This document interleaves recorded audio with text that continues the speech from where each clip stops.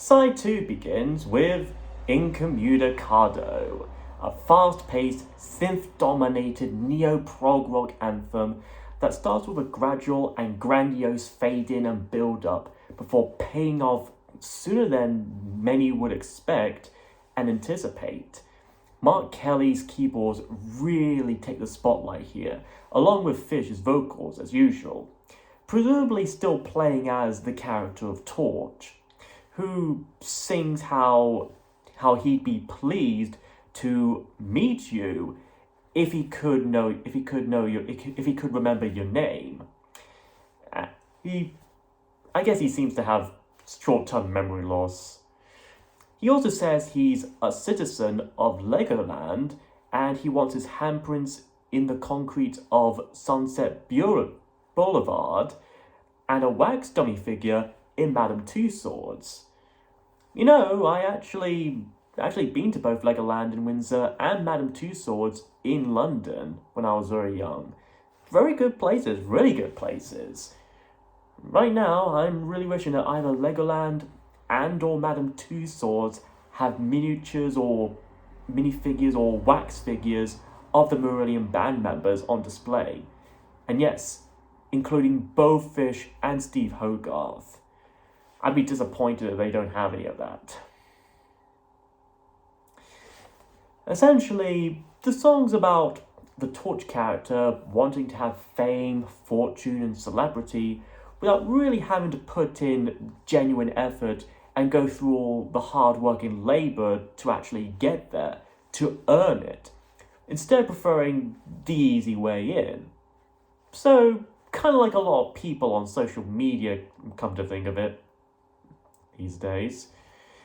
Especially since Torch is not as good or isn't as likely to, is most likely socially awkward, and is either unable to or unwilling to openly communicate properly with other people.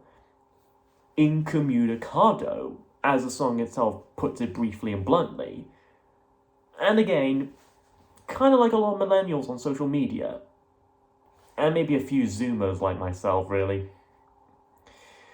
And on top of that, the song and music itself is just overall fun, dramatic, and energetic. Very reminiscent of, say, Rick Wakeman or The Who, and is just as good a single as something like Kaylee. Next is Torch Song, a fitting name for such a track like this. Beneath the solemn guitars of Steve Rothery and the bass of Pete Travavas, we could hear a man laughing, popping a bottle lid, and pouring and filling up a glass, presumably with wine or beer or something obviously alcoholic, no doubt. Torch continues to feed into his own addiction, finding a strange fascination with a liquid fixation. However, even he admits that it's getting late to show any pride or shame in this game of life. So he's just gonna burn a little bright now. He then visits a doctor who says that Torch's liver is leaving with his lover, no doubt cheating on him in a threesome with his 2 kidneys. And he needs another timeout, feeling like a hero going down to 0, yet still sticking out in a crowd. So, this crowd are in the negative numbers then? The doctor in question is named Dr. Finlay, Finlay, named after a fictional Scottish character from a series of books, TV, and radio dramas. As the music settles down, we then hear the good doctor speak in dialogue, explaining and advising that if Torch continues to maintain this lifestyle, the latter won't be able to reach the age of 30. To which Torch, in a soft accent, replies how he sees it as a romantic way to go, being part of his heritage and all, even coughing for a clear bit. Soon after, we then hear what sounds like a match lighting up, implying that Torch might be smoking too on top of drinking and drug using, which may give the recurring line, burn a little brighter, a bit more meaning to it. It's an emotional trip through the dark side of drinking and smoking and other forms of addiction, which many adults who've suffered such can relate to. After that is Slanch Nada, which, from what I could look up online, literally means good health in Gaelic. A very ironic title and phrase to be used in a concept album that majorly deals with declining health as a result of heavy drinking and abuse. Beginning with a bit of piano for a couple of seconds, making us believe that this would be a piano-heavy ballad. However, the other rock instruments kick back in and take over once more, much similar to what they do with Between You and Me from Anorak. After some crashing cymbals, we ease down a bit as Torch continues singing in that fancy poetic prose that only Fish and few others could be able to do and accomplish. Then in a second person perspective, Torch acknowledges how we sit here and ask him to tell us the story so far. So you'd think he'd do a little recap of what has come and gone across the course of the album and storyline up to this point, which I don't think he does explicitly, at least.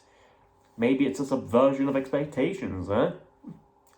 Always worked well in favor of Ryan Johnson and Kevin Smith, right?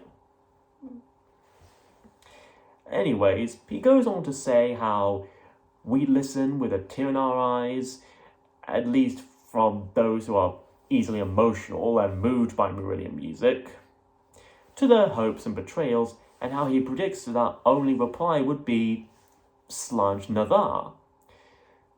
At least it would be if anyone or everyone knew how to pronounce it easily and properly off by heart. He then mentions princes in exile raising a standard Drambu, which is an actual brand for a Scotch whisky liquor. I imagine Tony Stark must have had that drink often, and maybe even relate to this album. These exile princes of the universe perhaps? These princes mentioned could very well be patrons in a bar or pub, feeling rejected and banished by the rest of society. So again, the immortals, princes of the universes, another connection to Highlander. Then it culminates in a moment of desperation as Fish, as Torch, sings to take it away and take me away, as if he's calling out and begging to someone out there to help him with his addiction, to relieve him of his inner demons. As he sings as high as possible, we crash into the song's climax as he references certain specific locations like Flanders, Clydeside, and Bilston Glen. Although I wouldn't entirely blame Fish. Mind you, being in Ned Flanders' place must feel like being on barbed wire.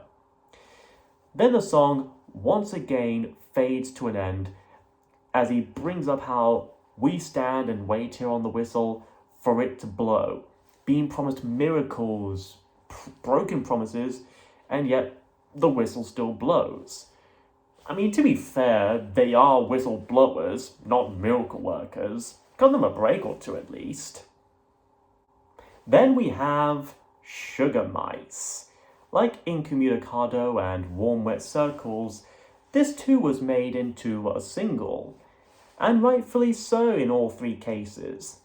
A peaceful protest ballad with a clear sense of melancholiness to it, tonally and lyrically similar to something like Nobody's Home from Pink Floyd's The Wall, right down to it beginning with Fish's character, Torch, flicking through TV channels, no doubt 13 channels of poo to choose from, during a rainy Sunday in Milwaukee, Wisconsin, implying that Torch must have had enough money left in him to fly all the way to the US in spite of his alcoholism. Lucky bloke. Anyways, Torch tries to piece together the conversations from these TV channels, I guess, and programs and all, and trying to find out where to lay the blame. But he soon realizes that when it comes right down to it, there's no point in trying to pretend or anyone else who's left here to blame. And that in the end, we're all sugar mice in the rain. Although I have tried sugar mice when I was very young, very tasty and sweet. So I guess them being in the rain represents everything and all that are pure, sweet, and innocent, and are now left and abandoned in the harsh cold of this cruel world. It's a very likely metaphor.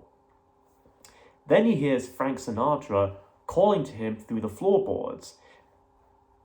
Wait, Frank Sinatra's under some floorboards? Is this gonna end like Edgar Allan Poe's The Telltale Heart, where it turns out a torch killed Frank and stuffed him under the floor? Nah, instead, he asked if he could pay a quarter for a partnership in rhyme. In another universe, Fish and Frank Sinatra would form a rap duo, the Fish Pack. Or alternatively, the Sugar Rat Pack. To the jukebox crying in the corner, no doubt because his wife left him for some record player or the new iTunes app, while the waitress is counting out the time. She got the whole thing down by numbers, all of those numbers, so give her guidance, because she need that now. And after another Sugar Mice chorus, we get one of Steve Rothery's best standout guitar solos in any Marillion song. It's both triumphant and sorrowful at the same time, definitely emulating the likes of David Gilmour and Steve Hackett. At the heart of it, this song's about how personal relationships, be they close or long distance, could easily be affected by unemployment, underemployment, and other forms of unrest and poverty in the world. How such can easily drive us into negative or even slow self-destructive habits and behaviors. It's sincere, poignant, and meaningful without being too in your face about it. And considering all the crazy political rubbish and stuff that have been going on lately, it seems that even after 45 years, we're all still sugar mice in the rain. And so our album ends with, fittingly enough, The Last Straw, the bittersweet end and finale to the story of Torch, which pretty much serves as a mirror and allegory for Fish's own frustrations and feelings of pressure put upon him that would soon lead to him quitting the band. With its gradual changing of melodies and moods, the lyrics already start off with a bookend of sorts, immediately mentioning hotel hobbies. Torch sings as a plural we, as he admits that they, or we, live out lives in private shells, especially when they have to pay taxes and rent to keep those shells privatized. Ignoring those senses and fooling themselves into thinking that out there, there's someone who cares, someone to answer all our prayers. I bet Arnold Schwarzenegger as Conan the Barbarian would relate to that when he tried to pray to Crom. But everything's still the same, passing the time and passing the blame, wasting our time just to find the right scapegoat just because we just can't bear to have personal self-responsibility. And just when we think it's safe to go back into the water, as if we might find a way out of our misery, problems soon rise again and we're all back to square one all over again. And by the climax, Torch tells us not to give people like him any sympathy if we ever come across such, that instead we could buy them a drink and just shake their hands, and we'll recognize by the reflection in their eyes that deep down inside we're all one the same, making it very clear that Torch no longer sees any point in even trying to break the habit anymore and just waste away the rest of his life, but also that we all kind of share similar problems, or we're likely to fall down similar dark paths. Then, along with one last epic Rothery guitar solo, Fish, or Torch, drops the album title in a belting, repetitive manner as Tessa Niles sings Still Drowning, on and almost endlessly as the song and the album fades away to a close.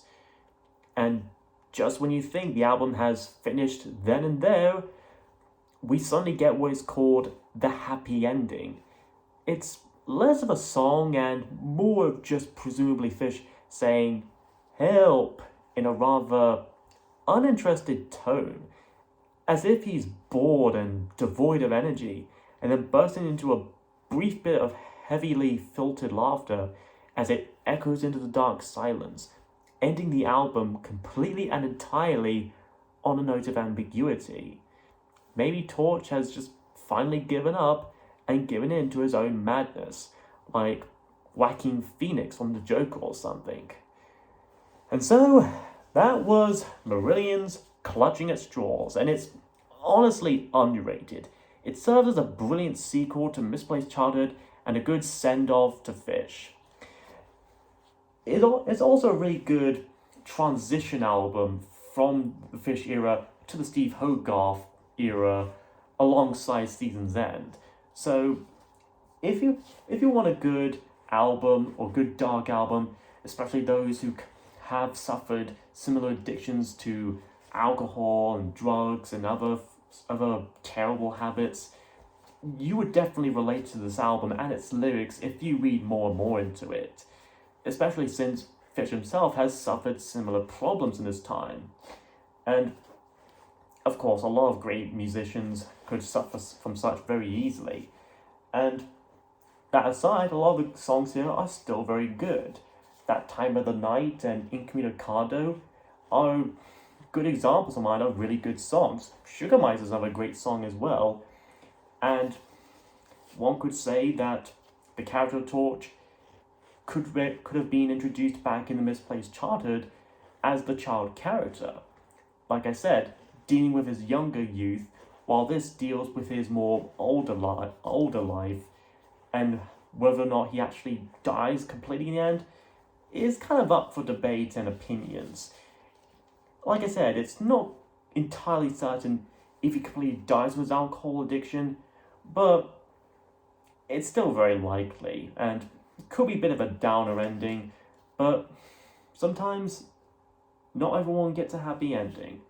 And this album here puts it straight up as simply and brutally as possible. So if you're a fan of Marillion, or if you're used to music that deal with heavy themes, I say give this one a try. If you're not into that kind of heavy stuff, you may need to give it time and listen to the more light-hearted stuff before you get into something as dark as this. But as is, it's a really good album and it deserves a good chance. So yeah, not really much for Christmas in June, but like I said, I hope to do something with it maybe. Perhaps you viewers can send requests or probably even send something through the post for me to cover and review. We'll see how it goes next year. For now though, we'll see and find out what next week may have in store for us.